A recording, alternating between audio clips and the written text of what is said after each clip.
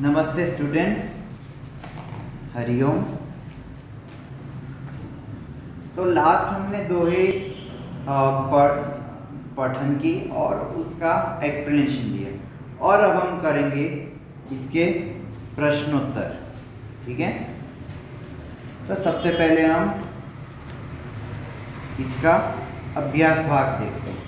तो अभ्यास भाग में अगर गौर करें तो इसमें आपको एक प्रश्न है कि शिक्षक की सहायता से दोहों का भावपूर्ण गान कीजिए। तो जैसे आपको पहले भी कह चुका हूँ कि इसका जो दोहों का जो गान है वो आप YouTube में सर्च करके आप सुन सकते हैं। ठीक है, और निम्नलिखित शब्दों का अर्थ बताकर उनका वाक्य में प्रयोग कीजिए। ठीक है, तो ये भी आपका पूरा हो गया और प्रश्न एक भी पूरा हो गया। ठीक है, यदि भगवान आपको कुछ मांगने के लिए गए तो आप क्या मांगना चाहेंगे। ठीक है, तो अब हम करेंगे प्रश्न क्रमांक 2 कि अच्छे व्यक्ति की संगति से आपको क्या लाभ हो सकते हैं। आज के समय में अच्छे लोगों की संगति होना बहुत मूल्य बात है और बहुत बड़ी बात है, क्योंकि आज के समय में हम ये नहीं समझ पाते कि अच्छे कौन है और बुरे कौन है। हमें ऐसा लगता है कि जो हमें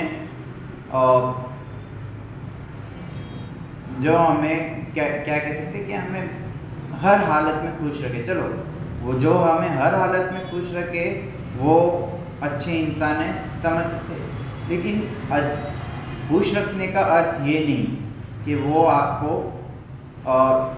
गलत राह पे ले जाके खुश करे। नहीं, वो आपकी ज़िंदगी बर्बाद करते हैं ऐसे लोग। तो उसी के आधार पर अभी हम एक इस प्रश्न का उत्तर लिखेंगे। ठीक है, ये अच्छे व्यक्ति की संगति से आपको क्या लाभ हो सकते हैं। तो उसका उत्तर लिखिए कि अच्छे व्यक्ति की संगति से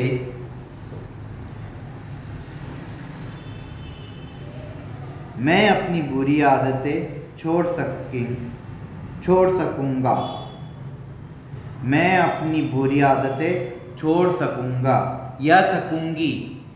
आप अगर एक फीमेल है तो आप सकूंगी लिखिए। ठीक है, और अगर पुरुष है तो सकूंगा। नेक्स्ट लाइन, मेरा चरित्र अच्छा बनेगा। जैसे पहले भी कह चुका हूँ कि चरित्र बहुत ज़रूरी है अपने जीवन में। अगर चरित्र नहीं है तो पैसे होने से भी, कितना भी पैसे हो, वो हमेशा बेइज्जती के पात्र होता है। ठीक है, तो मेरा चरित्र अच्छा बनेगा या बनेगी, ये सॉरी, मेरा चरित्र अच्छा बनेगा, बनेगी नहीं है इसमें। ठीक है, मेरे विचार अच्छे बनेंगे, है ना। ये सिर्फ रटने वाली बात नहीं है। अगर आप अपने रियल लाइफ में भी इसका एक्वायर करेंगे तो इसका फायदा आप ही को होगा। नेक्स्ट लाइन, मेरी बुद्धि अच्छी बनेगी। मेरी बुद्धि अच्छी बनेगी, बिल्कुल। नेक्स्ट लाइन, मैं समय का सदुपयोग करूंगा। आज के टाइम पे जो टाइम पास करे, टाइम वेस्ट करने पे आपको प्रोत्साहन करे, वो कभी आप समझ लो आपकी उनकी संगति नहीं, गलत संगति है, अच्छी संगति नहीं है। ठीक है, तो इसलिए ये भी है कि मैं समय का सदुपयोग करूंगा, ये संगति के एक और गुण। नेक्स्ट लाइन, दुर्व्यसनों में धन और शरीर की बर्बादी होती है। दुर्व्यसनों में धन और शरीर की बर्बादी होती है। दुर्व्यसन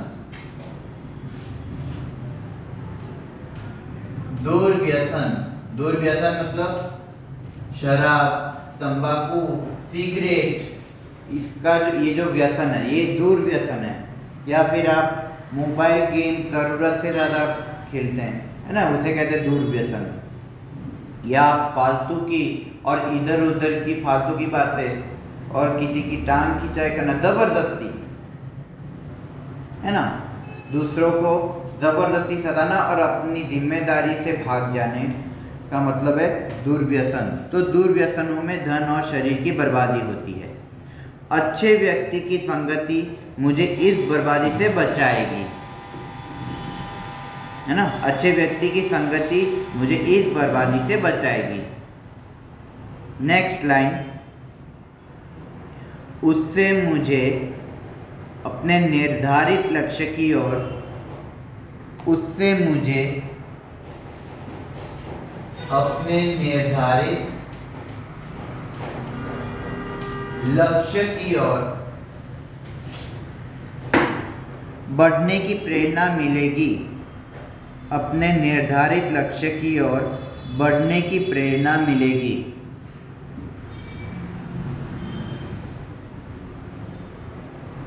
कोमा, सभी बाधाओं को दूर करने के, सभी बाधाओं को दूर करने के आय मिलेंगे, आय, इनकम, बाधाओं को दूर करने के आय मिलेंगे। नेक्स्ट लाइन, जीवन में सुख शांति से रहने का, जीवन में सुख शांति से रहने का तरीका मिलेगा, सुख शांति से रहने का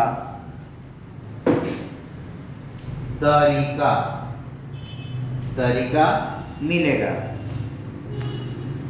नेक्स्ट लाइन, इस प्रकार अच्छे व्यक्ति की संगति, इस प्रकार अच्छे व्यक्ति की संगति हर तरह से मेरे लिए वरदान सिद्ध होगी।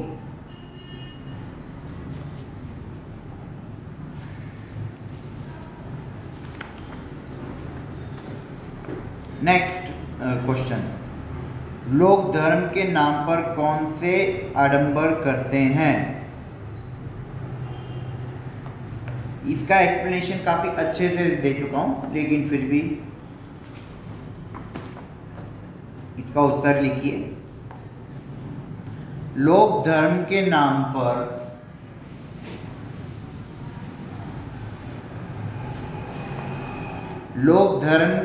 पर दाढ़ी बढ़ाते हैं, लोग धर्म के नाम पर दाढ़ी बढ़ाते हैं, कोई भी धर्म के जहाँ पे दाढ़ी बढ़ाते हैं धर्म के नाम पर, बाहर से तो संत दिखते लेकिन अंदर से शैतान। तो इस तरह के लोग धर्म के नाम पे दाढ़ी बढ़ाते, नियत की फर्क नियत का है। नेक्स्ट लाइन, सिर पर जटाजूट रखते हैं, सिर पर जटाजूट,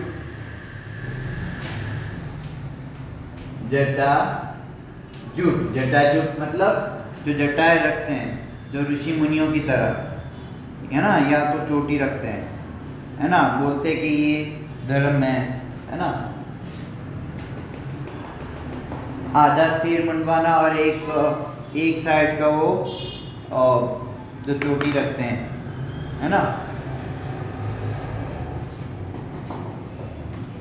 जटाजूट रखते हैं। नेक्स्ट लाइन, तरह तरह के तिलक करते हैं, तरह तरह के तिलक करते हैं।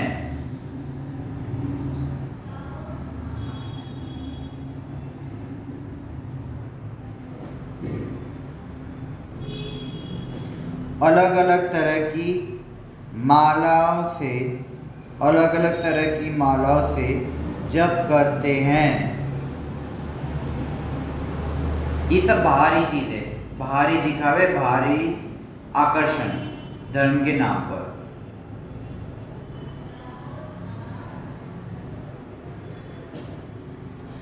अलग अलग तरह की मालाओं से जप करते हैं। नेक्स्ट लाइन, गले में तरह तरह की मालाएं धारण करते हैं। गले में तरह तरह की मालाएं धारण करते हैं। कई फिल्मों में देखा होगा, जो पाखंड होते हैं वो तरह तरह की मालाएं पहनते हैं।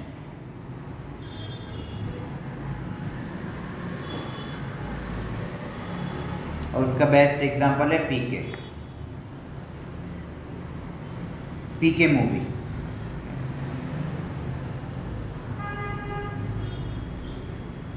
धर्म के नाम, नेक्स्ट लाइन, धर्म के नाम पर लोग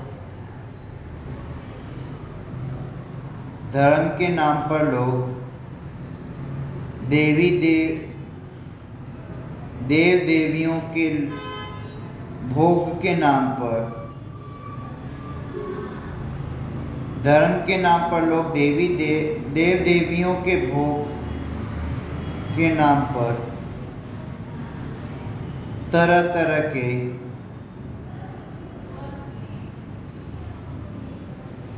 भोग के नाम पर तरह तरह के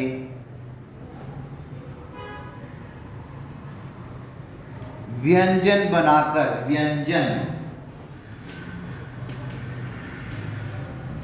मतलब भोजन, अलग अलग तरह के आइटम्स, वैरायटीज, ईटेबल आइटम्स, व्यंजन बनाकर उसके सामने रखते हैं। देव देवियों के भोग के नाम पर तरह तरह के व्यंजन बनाकर उसके सामने रखते हैं।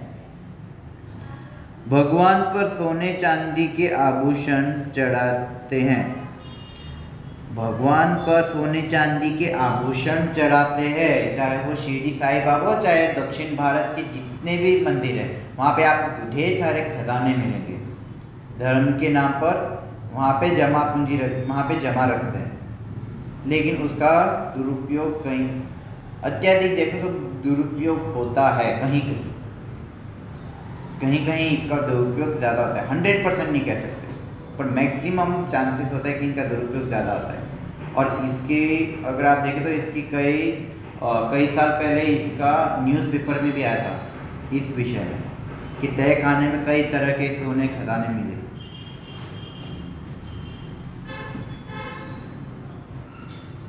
तो भगवान पर सोने चांदी के आभूषण चढ़ाते हैं। नेक्स्ट लाइन, धर्म के नाम पर कहीं पशुओं की बलि भी दी जाती है। पशुओं की बलि भी दी जाती है। अब थोड़ा कम हो गया पहले से, नहीं तो पहले खूब होता था। अब इसका भी कहीं नियम और इसके कानून बनने लग गए, परंतु कहीं जहाँ पर नीति नियम पे ज़्यादा ध्यान नहीं देते, वहाँ कानून ज़्यादा नहीं चलते, वहाँ आज भी कहीं पे इसकी बलि चढ़ने की प्रथा अभी भी चलती है। नेक्स्ट लाइन, इस प्रकार धर्म के नाम पर लोग अनेक प्रकार के आडंबर करते हैं। इस प्रकार धर्म के नाम पर लोग अनेक प्रकार के आडंबर करते हैं।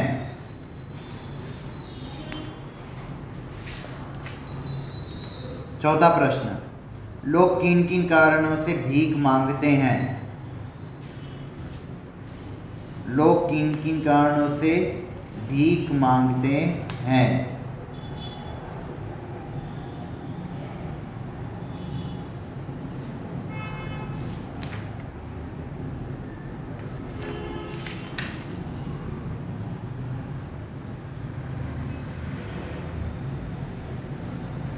ये प्रश्न करने की आवश्यकता नहीं है, ठीक है। तो अब हम स्वाध्याय के प्रश्न लेते हैं, ठीक है। तो स्वाध्याय में सबसे पहला प्रश्न, कबीर साईं से कितना मांगते हैं? कबीर साईं से कितना मांगते हैं?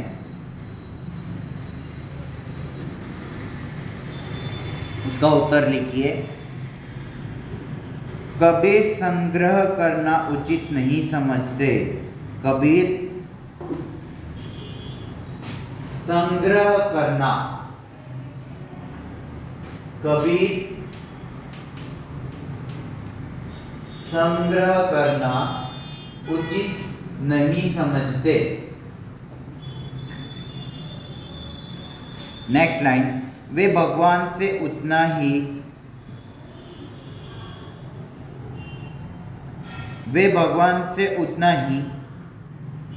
अन्न और धन मांगते हैं। वे भगवान से उतना ही अन्न और धन मांगते हैं जितना उनके परिवार के निर्वाह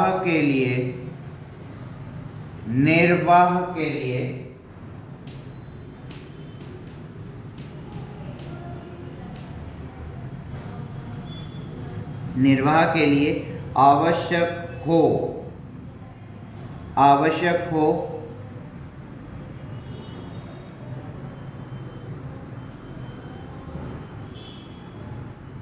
उनके परिवार के निर्वाह के लिए आवश्यक हो। नेक्स्ट लाइन, उनके परिवार में कोई भूखा न रहे और दरवाजे पर आया हुआ कोई साधु फकीर भी भूखा न रहे और दरवाजे पर आया हुआ कोई साधु फकीर भी भूखा न जाए, है ना। हम खुद भी खाएं और औरों को भी भोजन कराएं, है ना, भूखे लोगों को खास करके। नेक्स्ट लाइन, कबीर इससे अधिक पाने की इच्छा नहीं करते। कबीर इससे अधिक पाने की इच्छा नहीं करते। इसे कहते हैं संतुष्टि।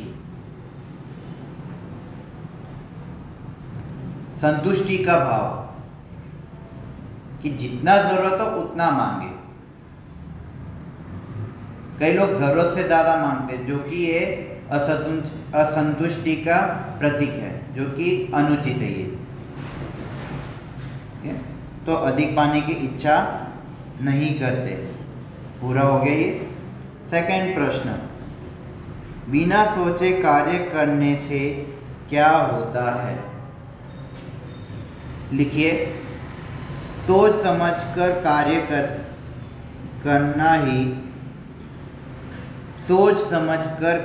करना ही बुद्धिमानी है। सोच समझकर कार्य करना ही बुद्धिमानी है। नेक्स्ट लाइन, बिना सोचे समझे कार्य करने से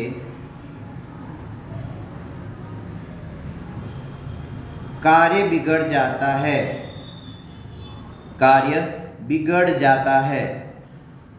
नेक्स्ट लाइन, कार्य बिगड़ने से पछतावा होता है। नेक्स्ट लाइन, इतना ही नहीं दुनिया में हंसी होती है। नेक्स्ट लाइन, लोग तरह तरह के ताने मारकर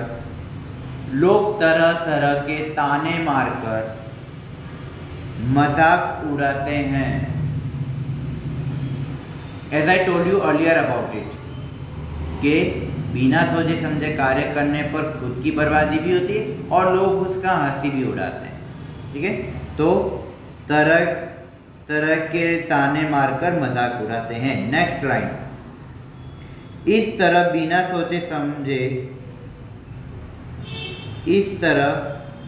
सोचे समझने कार्य करने वालों को इस तरह बिना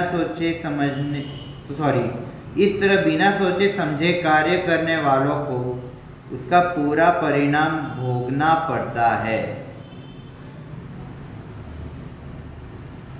इसका बुरा परिणाम भोगना पड़ता है। नेक्स्ट क्वेश्चन, चंदन और भुजंग के उदाहरण द्वारा रहीम क्या कहते हैं?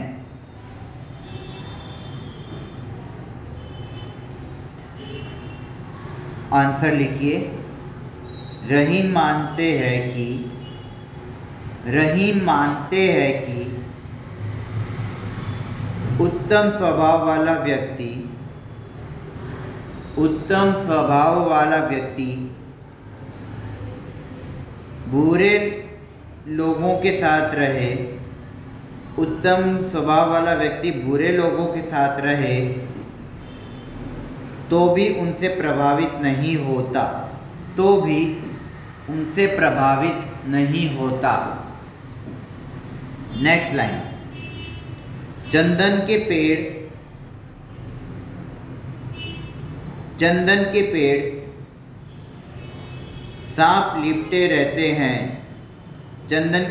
सांप लिपटे रहते हैं, कॉमा, परंतु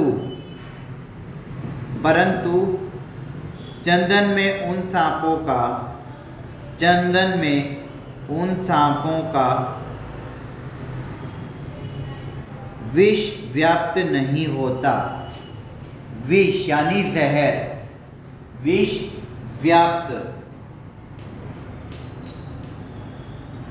व्याप्त नहीं होता। नेक्स्ट लाइन, सांपों के साथ रहकर, सांपों में एक खास ध्यान रखना,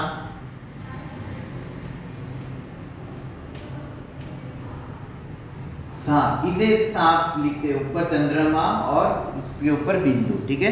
तो सांपों का विष व्याप्त नहीं होता। नेक्स्ट लाइन, सांपों के साथ रहकर भी चंदन उनके विष से अछूता ही रहता है। साथ रहकर भी चंदन उनके विष से अछूता ही रहता है। नेक्स्ट लाइन, इस प्रकार चंदन और भुजंग के उदाहरण द्वारा रहीम कहते हैं कि अगर व्यक्ति उत्तम कोटि का हो तो वह संसार में रहकर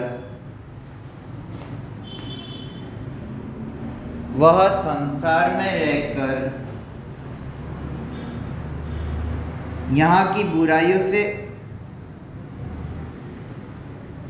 अलिप्त रहता है।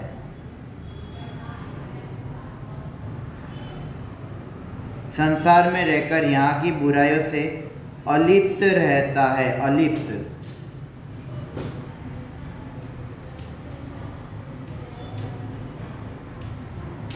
गायब, मतलब उसका असर नहीं होता, बुराइयों से उनका असर नहीं होता, है ना।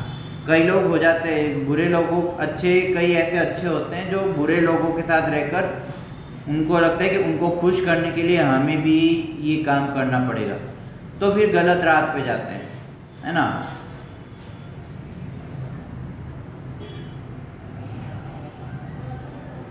तो इस तरह का उदाहरण दिया है रहीम जी ने चंदन और भुजंग के द्वारा, ठीक है।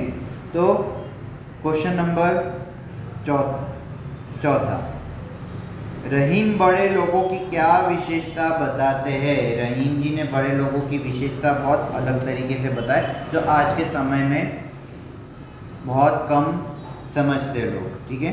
तो इसका उत्तर क्या है, जरा लिखिए कि रहीम कहते हैं कि बड़े लोग कभी भी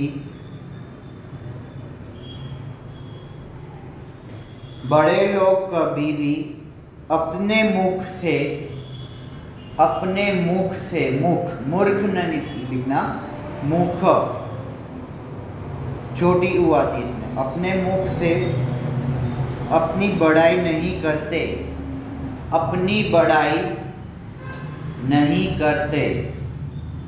बड़ाई मतलब तारीफ, है ना, मोमिया मिट्ठू उस तरह के नहीं होते, अपनी बड़ाई नहीं करते। नेक्स्ट लाइन, वे कभी बड़े बोल नहीं बोलते। वे कभी बड़े बोल नहीं बोलते। नेक्स्ट लाइन, बड़ी बड़ी बातें कर अपना बड़प्पन दिखाना। बड़ी बड़ी बातें कर अपना बड़प्पन दिखाना।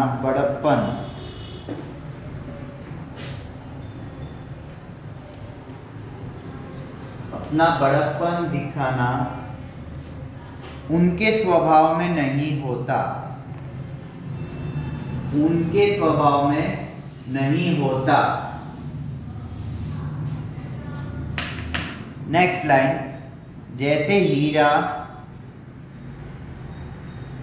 हीरा कीमती रत्न होता है। कीमती रत्न मतलब महंगा रत्न है। जैसे हीरा कीमती रत्न होता है, कॉमा, पर स्वयं अपनी कीमत नहीं बताता। स्वयं अपनी कीमत नहीं बताता। उसी तरह बड़े लोग खुद कभी भी अपनी प्रशंसा नहीं करते। बड़े लोग खुद अपनी प्रशंसा नहीं करते।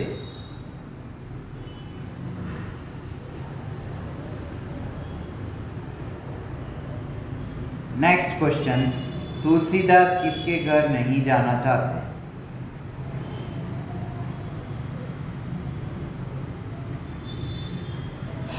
तुलसी के दोहों में इसका बहुत खूबसूरत तरीके से जिक्र किया है। लिखिए, तुलसीदास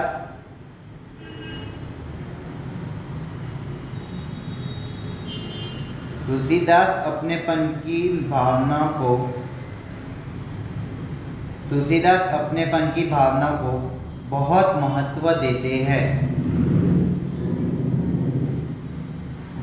अपनेपन की भावना को बहुत महत्व देते हैं। नेक्स्ट लाइन, वे कहते हैं कि जिस घर के लोग हमें आया हुआ देखकर हर्ष का अनुभव न करें। हर्ष यानी खुशी, प्रसन्न, हर्ष का अनुभव न करें, कौमा, हमें देखकर जिनकी आंखों में स्नेह की चमक न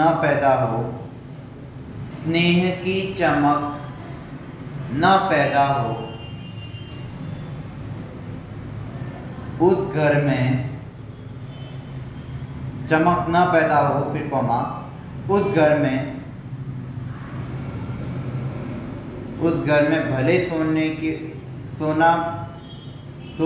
बरसात हो। उस घर में भले सोने की बरसात हो,